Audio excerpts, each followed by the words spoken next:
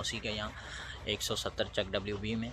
और यहाँ के आप देख सकते बहुत प्यारा वेदर है। इस टाइम है तकरीबन 3:30 टाइम है और सूरज ऐसे लग रहा है बिल्कुल जैसे कि धूप नहीं है, बिल्कुल लाइट सा है, बादल आ चुके हैं। और माशाल्लाह से इनकी गायें भैंसें आप देख सकते हैं, एक छोटी भैंस है, बाकी तो गायें माशाल्लाह अच्छी नस्ल की हैं। और आप देख सकते हैं पीछे इन्होंने कबूतरों का बड़ा सा केज बनाया हुआ है।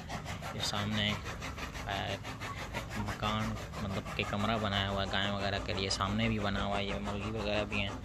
और यहाँ के और भी मक्की वगैरह बीजी हुई है। अभी ये सामने कपास थी जो कि रेडी हो चुकी है, कपास थी, अभी जो है ना लकड़ियाँ बन चुकी हैं। जैसे कि आपको पता है गांव में यहाँ ज़्यादातर लकड़ी यूज़ की जाती है, शहरों में तो गैस होता है।